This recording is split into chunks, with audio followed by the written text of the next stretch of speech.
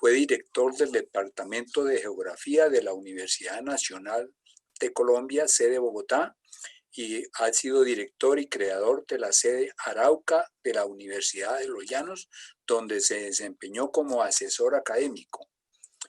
Ha sido docente de la Universidad Nacional de Colombia, de la Universidad de los Andes, de la Universidad Pedagógica y Tecnológica de Colombia y diversas entidades de educación superior, y es miembro correspondiente en la Sociedad Geográfica de Colombia.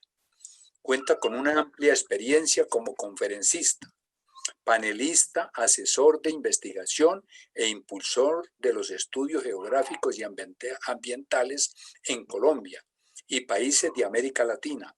Entre sus publicaciones se cuenta artículos, ensayos y libros sobre páramos y montañas ecuatoriales, biogeografía, análisis de los paisajes, integración de saberes, lluvias e inundaciones, clima y uso de la tierra, retos teóricos y prácticos del pensamiento ambiental, de viaje por los territorios y los mapas, geografía política, geografía, historia y geopolítica. Actualmente es profesor asociado, pensionado y docente excepcional en la Universidad Nacional de Colombia. Bienvenido, doctor Joaquín. Muy buenos días a el coronel Bamón, a todas las miembros de la Sociedad Geográfica. Un saludo muy especial al doctor Eufrasio Bernal, esperando la recuperación. Vamos a iniciar entonces con una primera aproximación en términos del tema. Esto nos lleva a una ubicación y unos orígenes para saber desde dónde y desde cuándo estamos hablando de páramos, mirar algunas características de sus ambientes. En una segunda parte, mirar la importancia de las territorialidades de los páramos. Y un último punto, la problemática de las altas montañas ecuatoriales en dos aspectos: concepciones, visiones, transformaciones y amenazas. Esa es, digamos, el inicio de esta charla y la secuencia de su desarrollo. ¿Dónde están ubicados? Ya todos sabemos, desde Huancabamba, en la zona norte del Perú, en los departamentos de Piura, de San Martín, de Amazonas, en los Andes ecuatorianos, en los tres ejes de la cordillera de los Andes, en la cordillera de Mérida, Serranía de Perijá, la Sierra Nevada de Santa Marta, y algunos conos volcánicos en Panamá y la cordillera de Talamanca en Costa Rica, con el macizo de Chirripó, donde se encuentran también estructuras parameras. Hay que hacer una relación, y es que los páramos en general siempre los hemos visto de manera aislada, y vamos a decir que no, los páramos tienen mucho que ver con el escudo de Guyanas, tiene que ver con estas planicies orientales de selvas y sabanas, con la Amazonia, la imponente Amazonia, pero no olvidar también que acá tenemos el océano más grande del mundo, tiene que ver con estos páramos. No sé, tal vez no entendamos, pero es una relación muy directa. Tenemos un mar en la zona norte que también ejerce gran influencia en las estructuras parameras, y tenemos el océano Atlántico que nos envía también su influencia sobre las altas montañas. Esta ubicación, no solamente para decir que para que existan páramos se necesitan montañas, y esa relación ha estado partida porque hemos considerado siempre, hemos desligado el páramo de las montañas, y eso no puede ser así. Se necesitan en Colombia 400.000 kilómetros cuadrados de montaña para sustentar los páramos. Esa relación no se puede perder.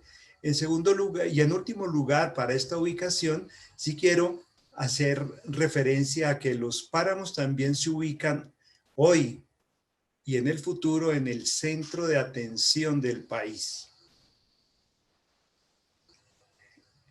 El conjunto de montañas en Colombia, de los tres ejes cordilleranos y la Sierra Nevada de Santa Marta, nos dejan una visión y es que no hay páramo, hay páramos, siempre en plural.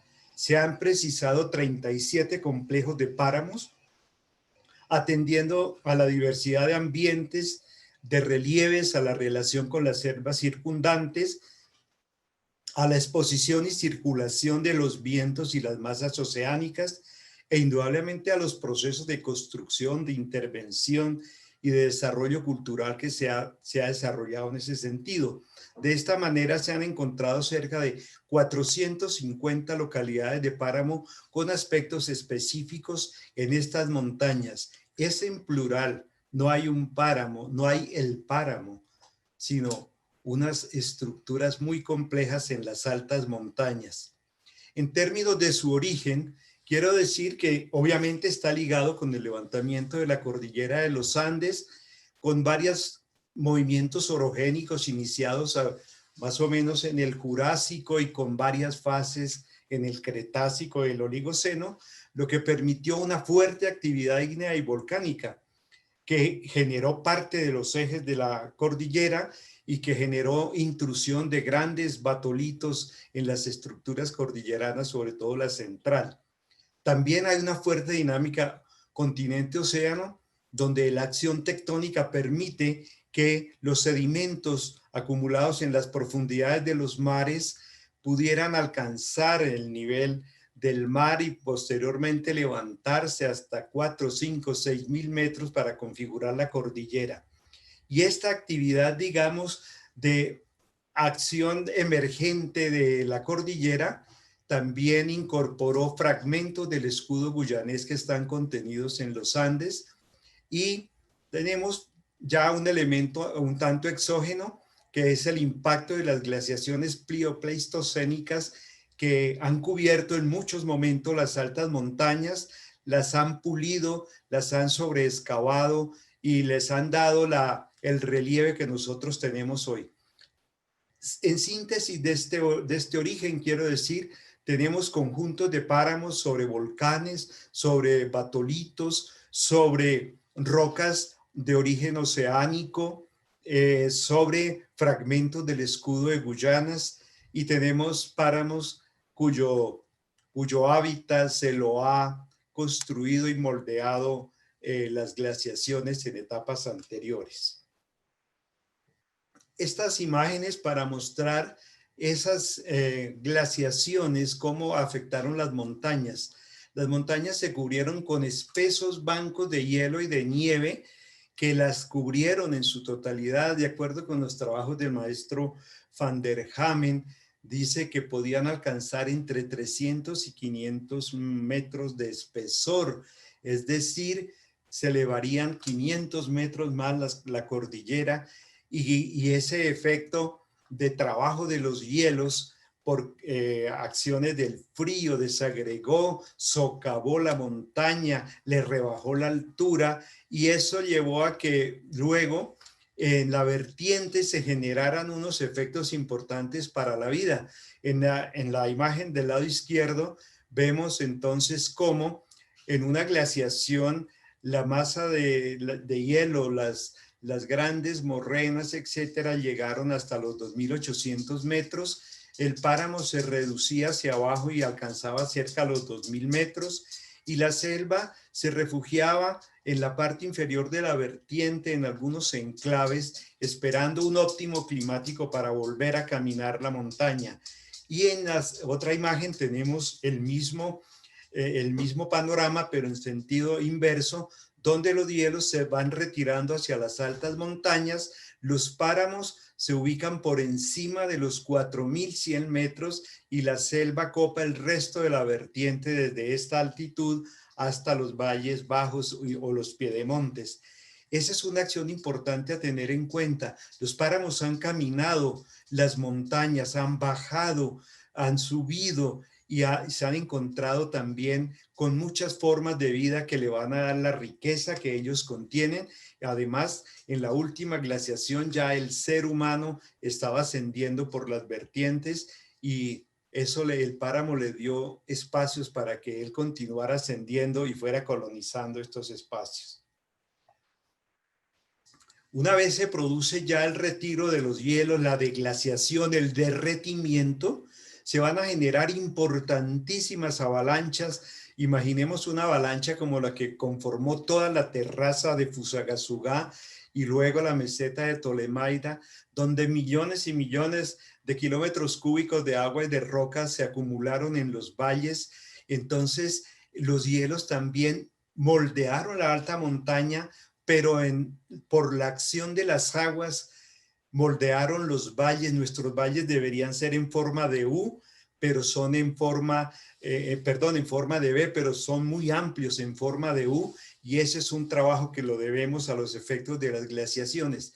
Y en la medida en que esto sucedía, la vida iba ocupando los espacios que la acción glaciar le había dispuesto para que llegara, se estableciera y pudiera desarrollarse en estas alturas, para generar finalmente con esta imagen una perspectiva de lo que queda después de la última glaciación hace un poco más de 10.000 años, y mirar entonces cómo se establece estos paisajes que los podemos denominar paisajes de páramos.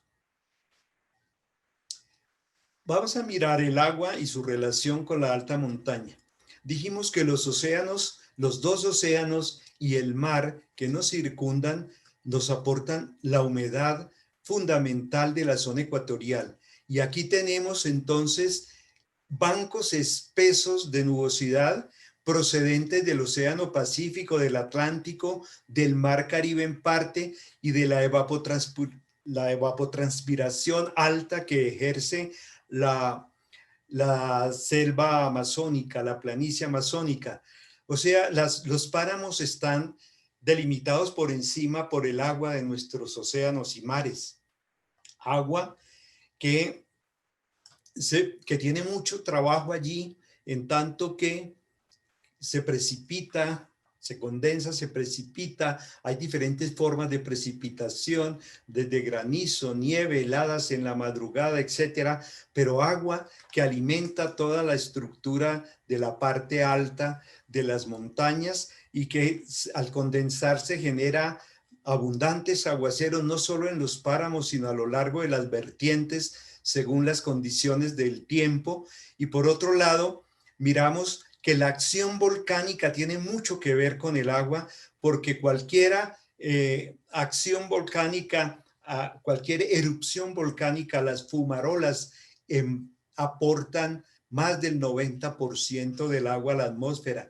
La Tierra en su interior está fundida y tiene enormes cantidades de agua para permitir que la roca esté en estado diluido, plástico, y en sus momentos nos aporta agua también. Agua, este es el mundo ecuatorial, el mundo del agua y el mundo de la vida. Y en las altas montañas pues se encuentra todos los espacios para poder circular, para poder acumularse, para poder retenerse, para poder fluir de manera regulada y ocupar espacios de turberas, de lagunas en procesos de colmatación, de grandes campos de musgos, de plantas esponjosas y de suelos orgánicos que se embeben de agua y que dan lugar entonces a todo el agua que fluye por las vertientes y que tiene unas condiciones fundamentales para la vida del país. Esa agua sigue fluyendo en las distintas vertientes, acumulándose en forma de lagos, creando una serie de arroyos, de quebradas, de fuentes, de lagunas, y esa agua encuentra en las altas montañas su lugar. Tal vez no hemos entendido que las altas montañas son el lugar del agua y procuramos más bien evitarlo, quitarle las opciones para que permanezca. El agua debe estar en sus lugares y su permanencia debe estar siempre en su fluir y en llegar hacia nosotros, de los cuales dependemos en estos lugares. Entonces, la mayoría de las cuencas hidrográficas del país llevan agua de páramos y glaciares.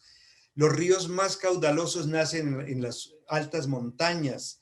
La mayor cantidad de lagunas existen sobre estas estructuras montañosas. Todos los páramos en la región ecuatorial alimentan a más de 100 millones de personas. Muy importante ver eso, no es cualquier fuente para algún grupito.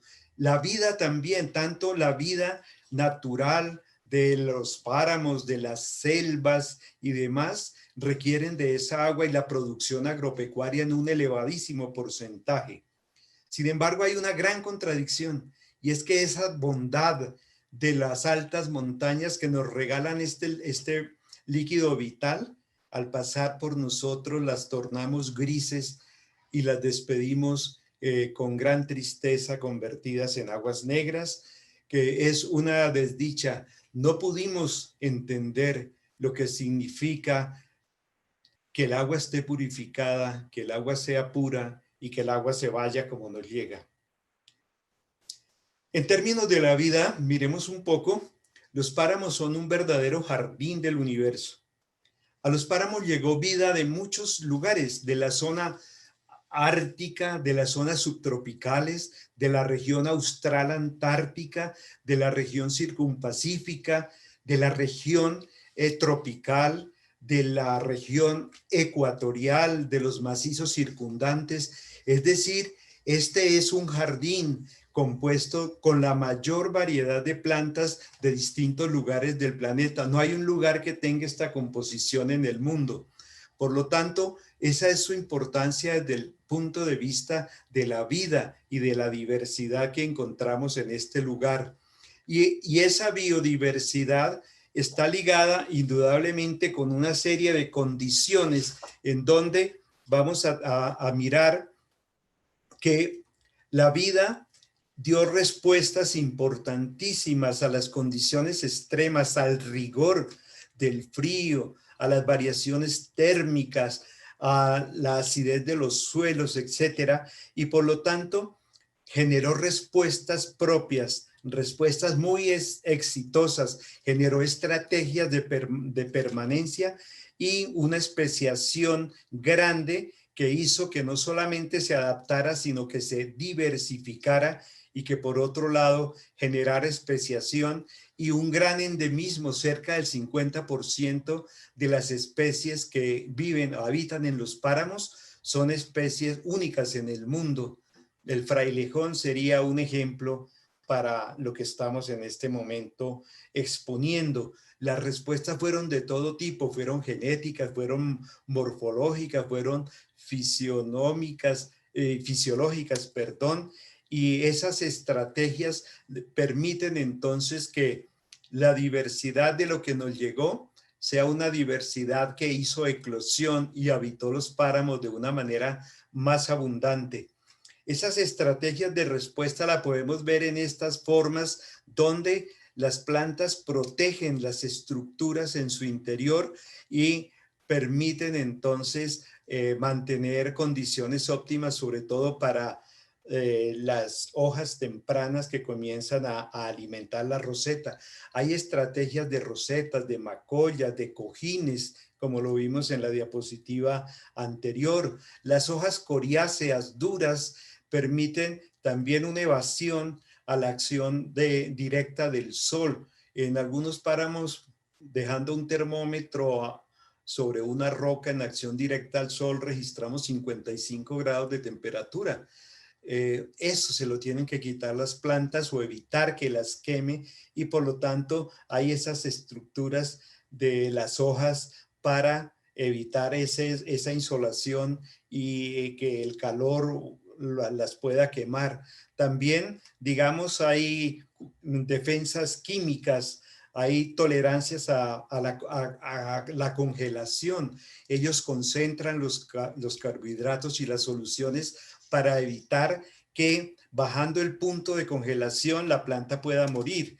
Y hay una serie de pigmentos químicos también para la protección de los órganos, sobre todo de los órganos jóvenes, de los órganos tiernos. Y también en los sistemas radiculares conservan bulbos para conservar nutrientes, agua y otros requerimientos. Y finalmente desarrollaron también una alta reproducción sexual para copar los espacios, para ocupar el territorio y para crear asociaciones que le permitieran ocupar los páramos. Sin duda, toda esta diversidad, todas esas estrategias, toda esa sabiduría de las plantas adaptándose al rigor de los páramos, nos deja unos paisajes de una gran belleza. Es un lugar de embrujo, de paisajes de ensoñación. Ya deben hacer parte de un proyecto de vida.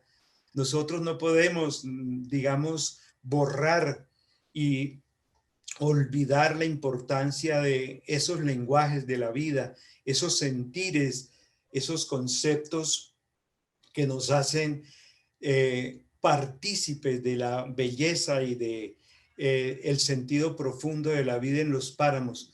Creo que eso nos mantiene como una ilusión y nos garantiza la continuación de nosotros que somos montañeros, porque más del 75% de la población colombiana habita los Andes.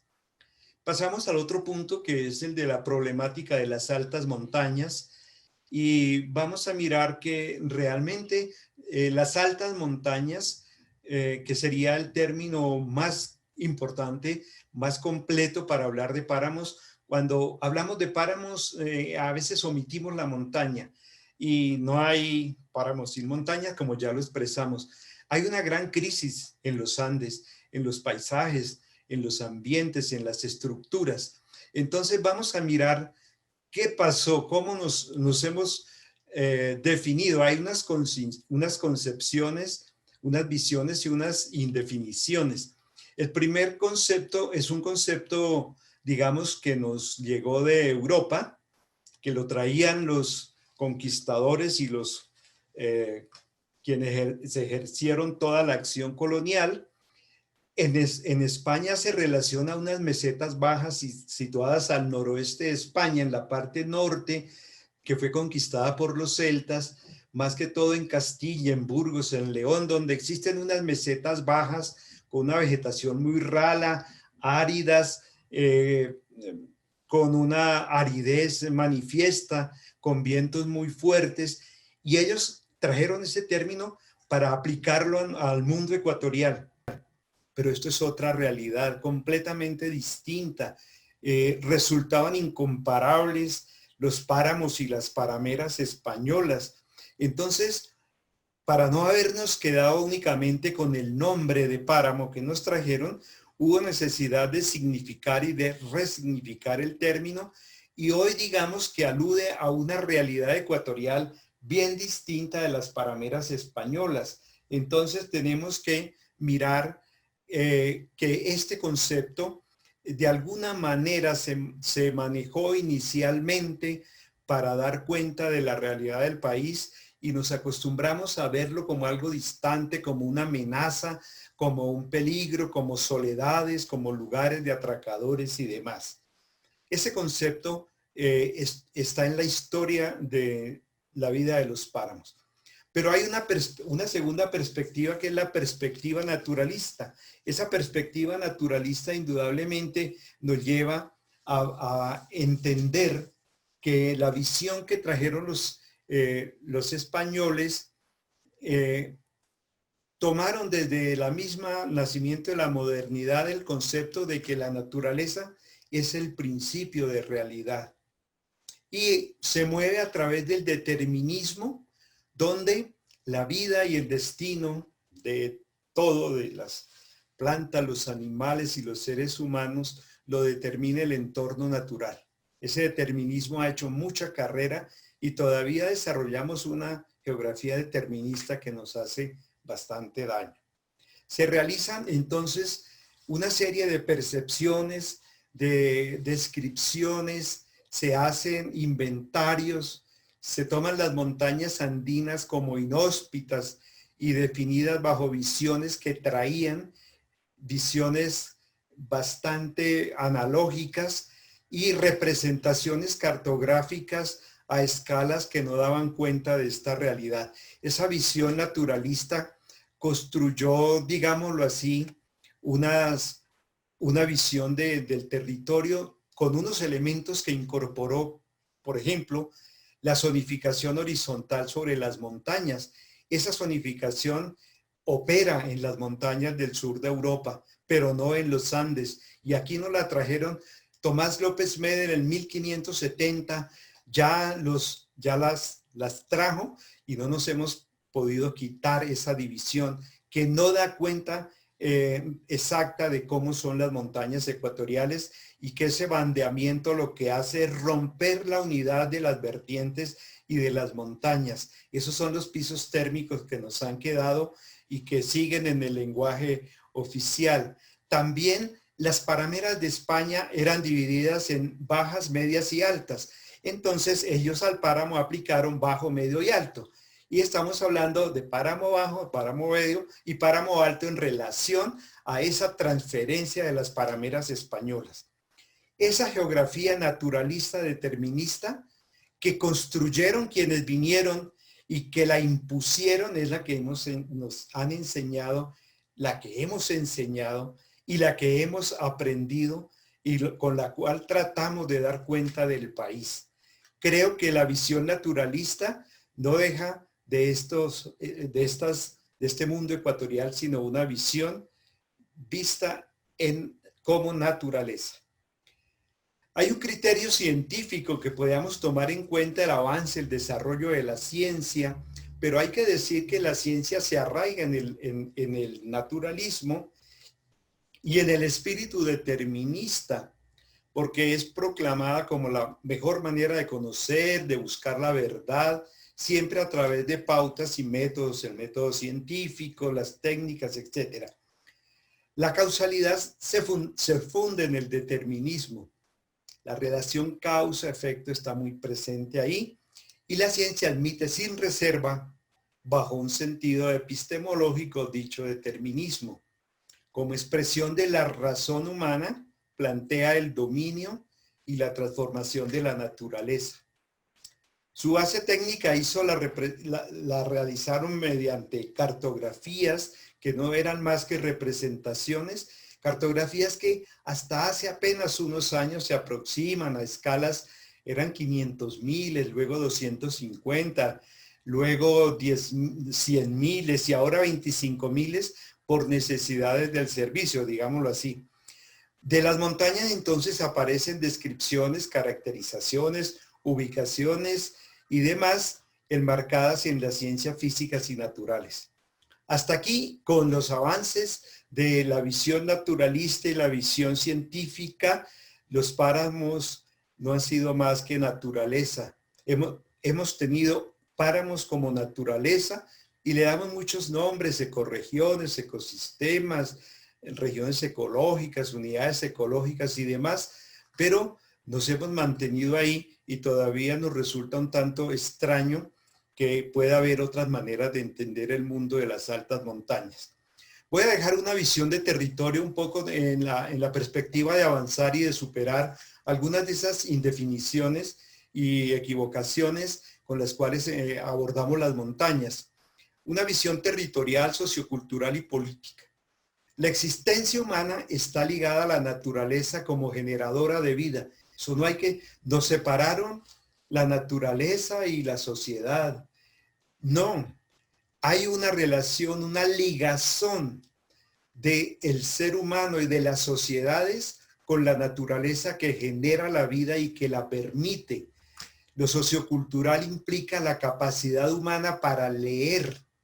No sabemos leer la naturaleza y no entendemos la riqueza de la naturaleza ni los mensajes que llegan en cada uno de los elementos de ella en su desarrollo y su evolución.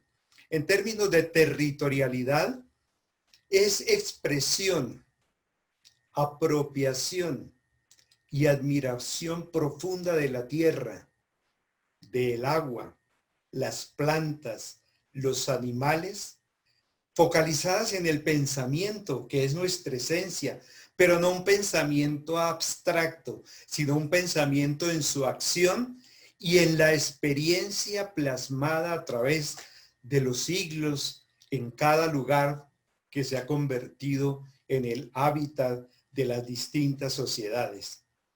y una visión política para abordar los páramos y las altas montañas, vista desde la capacidad de abordar la realidad de una manera integral, integrando el espacio-tiempo con todos sus elementos, visualizando el poder más allá de las apariencias, una integralidad para superar rupturas, para superar los problemas disciplinares que nos separan, para integrar naturaleza y cultura, gobierno y gobernanza, espacio-tiempo, como lo dije, y una visión geohistórica que no es una visión, no es una línea de tiempo como se trata hoy, y una imprescindible visión geopolítica.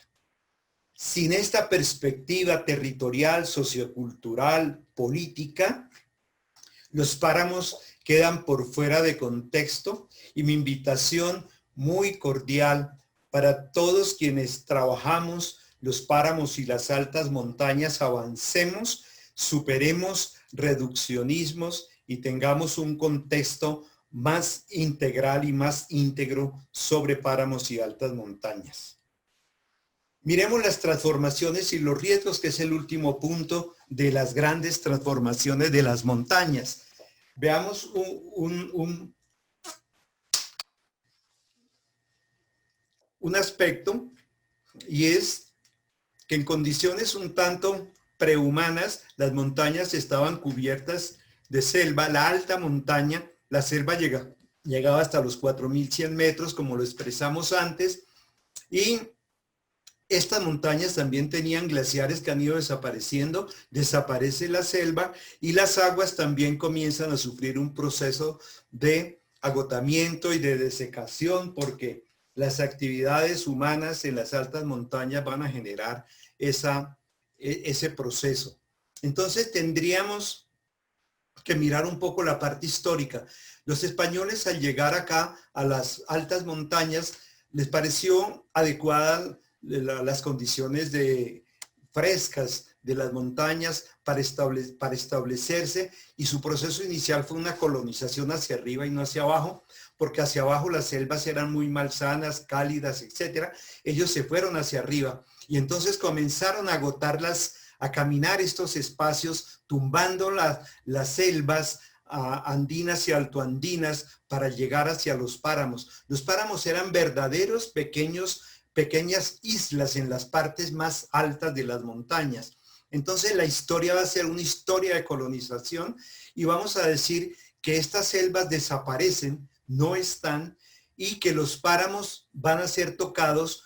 Al desaparecer las selvas, los páramos van a hacer un trabajo de ocupación del espacio de las selvas, pero en tanto las actividades humanas que trajeron los españoles permitieron ese proceso de desarrollo de las nuevas estructuras, tanto productivas como naturales. El proceso de paramización de las altas montañas y altiplanos entonces tiene que ver con ese proceso. Son cientos de años los que se llevan para avanzar, como en esta imagen, por caminos difíciles, para mirar cómo se copan esas montañas, cómo se transforman, cómo se convierten en espacios de trabajo. Y hay que mostrar algo muy importante, que no lo tenemos al desconocer la geohistoria, o sea, integrar el espacio y el tiempo. No nos damos cuenta que los españoles convirtieron a las altas montañas en grandes campos de trigales. Los hemos podido encontrar en los Andes venezolanos, en todo el sector andino colombiano, desde jurisdicciones, Santurbán, Almorzadero, los páramos de Boyacá. Boyacá fue una gran extensión triguera en todos sus páramos actuales. Acá en estos sectores cercanos también tuvimos mucho trigo. En Ecuador, en el macizo colombiano. Es decir, nosotros tenemos unos páramos que resultaron luego de una larga intervención triguera en las altas montañas. Un trabajo de un doctorante en la Universidad de Berlín, con el cual estuvimos por acá caminando. Nos mostró en su tesis doctoral todo el proceso triguero en los Altos Andes, y no tenemos esa conciencia que los páramos que hoy visitamos son o fueron campos trigueros, y que eso constituye parte de la esencia. Además se fueron sembrando en las laderas, se fue sembrando además cebada, se fue sembrando avena, garbanzo, lenteja, y se logran finalmente unos procesos, digamos, como paisajes como los que encontramos ahí por la ocupación. Ese proceso también implica una ganaderización y potrerización. Estos relictos de las pequeñas matas de polilepis, el polilepis es una planta que sube muchísimo. Cuando nos dijeron que el páramo llegaba hasta donde empezaba, donde acababa la selva, uno dice polilepis, en los Andes centrales del Perú los hemos encontrado a 5.500 metros de altura, o sea, árboles a 5.500. Acá en los Andes de venezolanos los encontramos a 4.200, y en algunos lugares acá están por ese orden de 4.000, 4.100 metros. Sin embargo, van desapareciendo porque son leña, porque son madera para cercas, etcétera, y se establece entonces una ganaderización con cabras, con ovejas, con caballares, vacunos, ovinos, etcétera, que es la potrerización de las altas montañas, donde ese proceso, digamos, se acompaña también de la quema. Los páramos fueron quemados en muchísimas, es una práctica de muchos años que la realizaron para poder limpiar la vegetación de páramo que entraba en los potreros, entonces se desmatonaba y luego se quemaba, o se le prendía en la época seca a los pajonales para que pudieran quemar, y así establecer entonces paisajes combinados entre la producción papera, la producción de trigo, de cebada y la actividad ganadera, como se muestra en este lugar, generando una gran transformación de la alta montaña. Todo esto le ha sucedido a los páramos, no es un ecosistema natural, ustedes me podrán entender, ese es el esfuerzo que hacemos para mostrar. Y ahora un proceso de paperización de la montaña, sobre todo proceso iniciado ya en el siglo pasado, por la década de los 50 en adelante. Vamos a mirar cómo se avanza en un proceso de revolución verde, porque todos estos cultivos de papa están subsidiados por multinacionales que venden químicos. O sea, el páramo está tomado también por las multinacionales. No pensemos que esos son unos campesinos pobrecitos que viven aguantando frío en condiciones de exclusión. Aquí están también las multinacionales trabajando para aportar todos los elementos que requiere ese cultivo de papa. Vean la fumigación con esos elementos y una revolución que ha paperizado la alta montaña. Incluso el ICA, viendo que después de cierta altura, 3.500 metros, ya el frío no deja, estaba manejando genéticamente unas variedades de papa que aguantaran los 4.000 metros para que el frío, digamos, de las alturas, para poder seguir colonizando. Eso lo hacen instituciones del Estado sin ninguna posibilidad, digamos, de consideración de manejar las altas montañas. Y claro, mire, la contaminación de las aguas, de los suelos, el matar toda la fertilidad, la vida de los suelos, se debe a que esos cultivos están con una gran cantidad de fertilizantes, fungicidas e insecticidas que forman verdaderos caldos químicos que el campesino aplica mediante un acompañamiento que les hacen los técnicos, las humatas, pero él, para asegurarse, duplica o triplica la aplicación con el fin de no ir a perder y tener un rendimiento en los cultivos. Las aguas de los páramos hoy vienen ya surtidas de estos elementos químicos, muchos de ellos elementos de alta toxicidad, que los acueductos no van a ver echándole cloro y haciéndole un proceso muy general, no los va a contener. Quiere decir que estos elementos también hemos hecho un pacto para beberlos en el agua que tomamos. Y la industria turística también se ha tomado los páramos. Vean esto, son las grandes caravanas, las invitaciones pero esa industria turística estaba prevista cuando se establecieron los parques nacionales naturales. Los parques nacionales naturales es una propuesta que se hace desde fuera y es proteger lugares que son de interés para que las entidades multinacionales puedan llegar a establecer diferentes tipos de industrias o hacer extracción de los recursos que contienen las altas montañas. Y podemos ver, por ejemplo, esto, vean que es muy desagradable, en cómo, qué mentalidad hay en estas personas que nos saludan en la distancia para ver que los páramos no son más que un lugar para agotarlo con estos vehículos de alta tracción, destruyendo, compactando los suelos, etcétera, etcétera, llenándolo de basura. Eso nos preocupa muchísimo y parques nacionales, digámoslo así, está un poco en esa perspectiva y la industria turística de poder tomar la alta montaña.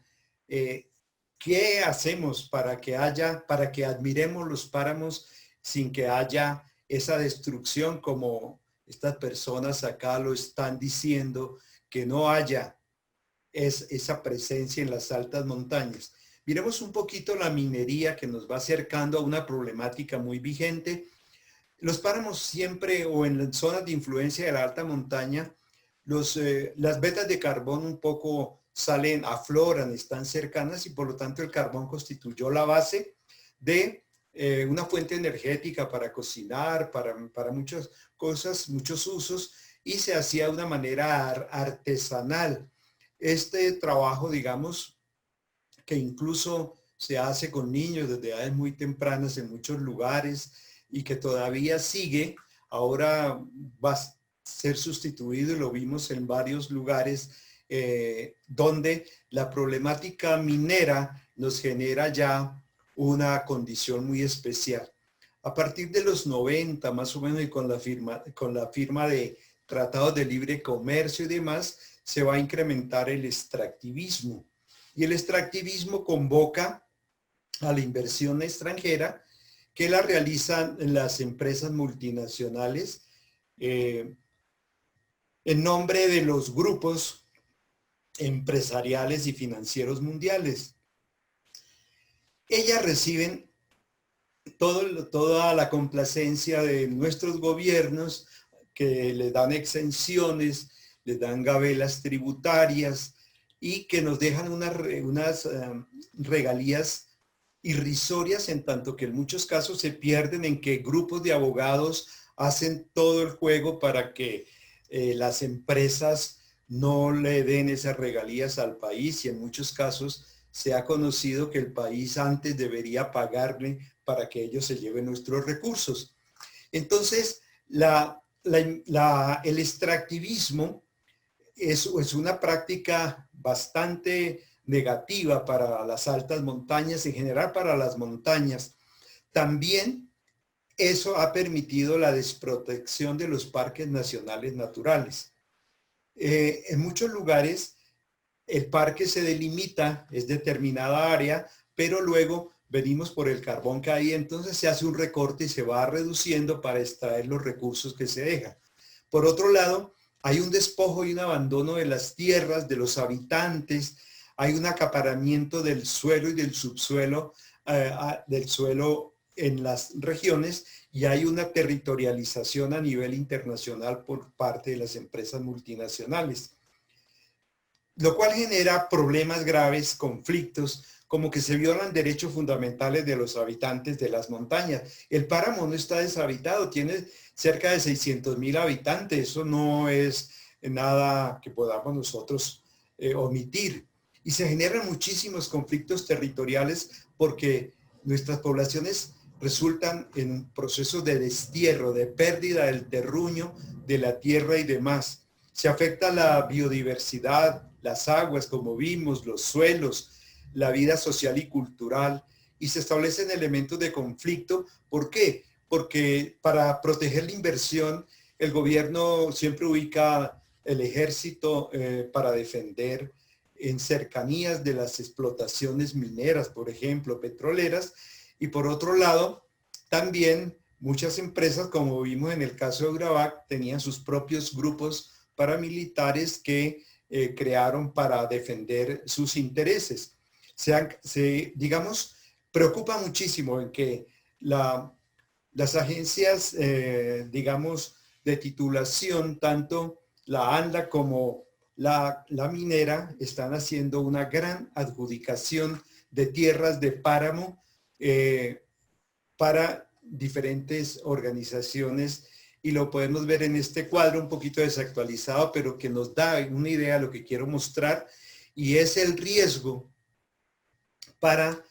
de los páramos, que los tenemos desde jurisdicciones en Santander hasta, digamos, Nariño, y en todos los páramos se han hecho títulos o titulaciones para que en un área de 108.900 hectáreas ya estén comprometidas de alguna manera, pero como son sectores protegidos también como parques nacionales naturales o reservas, resulta que la empresa que entre y luego sea derrotada porque no podía intervenir y el título no era legal, demanda al Estado, y en este momento hay demandas por cerca de 16.000 millones de dólares contra el Estado porque la empresa no pudo estar, y alegando daños y prejuicios, el Estado tiene que pagar a las empresas que ha invitado para que promuevan el desarrollo y superemos la pobreza.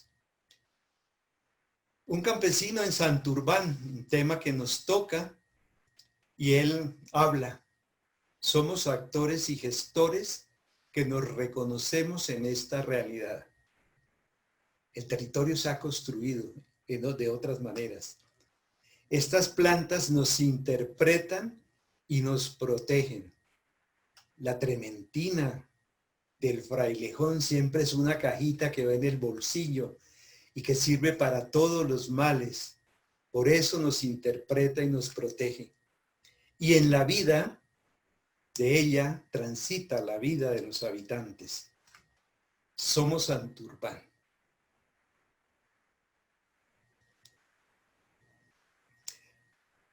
En las comunidades que habitaron las altas montañas, las montañas en general y las altas montañas, siempre ellas fueron sagradas. El pensamiento ancestral se nutre de dioses y seres tutelares que dan la fuerza para el trabajo, para pensar, para construir la chagra. Los páramos son bravos porque siempre fueron considerados lugares donde se guardan los tesoros, y son lugares que no se pueden ni respetar. Los páramos son ante todo cerros, y los cerros fueron considerados los portadores de toda la sabiduría de los pueblos. Las aguas en los páramos son purificadas por los seres tutelares, y a las plantas se les ha dado toda la fuerza que necesita la tierra. Los páramos son lugares sagrados, permiten diálogos mágicos, conversaciones, metamorfosis, transmutaciones, a través de los cuales los pueblos relatan su origen, su descendencia, su seguridad y su paz. Hoy, los páramos para nosotros no significan nada de esto. Y lo último, una visión geopolítica imprescindible para entender y explicar la política en estos lugares. ¿Qué tenemos acá? Que a través de las instituciones financieras, el Banco Mundial, el Fondo Monetario, las agencias de cooperación, la Organización Mundial, el BID, etcétera, y muchas organizaciones gubernamentales y no gubernamentales, a través de las empresas transnacionales, atendiendo a la dinámica del poder mundial, nos llegan a estos territorios para generar ese tipo de acciones de intervención. Sus políticas permean la integridad del Estado y se proyectan en el país atendiendo a la desgobernanza que tiene lugar en gran parte del territorio nacional. El Estado no maneja el territorio. El territorio es desconocido incluso en muchos lugares y se gobierna sin ningún tipo de conocimiento. ¿Qué falta hace la geografía a profundidad para que haya una gobernanza también en profundidad? Y entonces las entidades que llegan ofrecen programas de cooperación técnica, económica, social, ambiental, donde el Estado no está presente. Buscan integrar el territorio, hacer la planeación regional. Sin embargo, por delante de todo ello están los intereses, los negocios, que es lo que mueve a la banca internacional y lo que interesa a los centros de poder para mantener los recursos que consideran estratégicos para ellos y que requieren mantener entonces nuestro país como la imagen de abajo, solo una fuente de recursos, un lugar para extraer riqueza.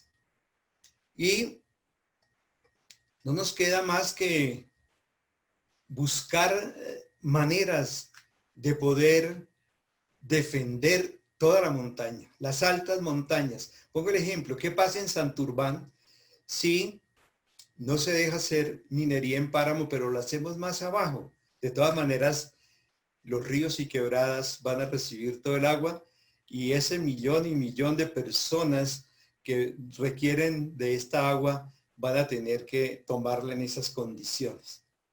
Esta ave mágica para las culturas, fuerza, poder, nos dicen que también defendamos no solo Santurbán, sino todos los páramos, y esperamos que no llegue la catástrofe que nos están anunciando con el desarrollo y el extractivismo y las políticas multinacionales. Está en nuestra decisión y en nuestra opción evitarlo y construir otras realidades en las montañas ecuatoriales. Muchas gracias.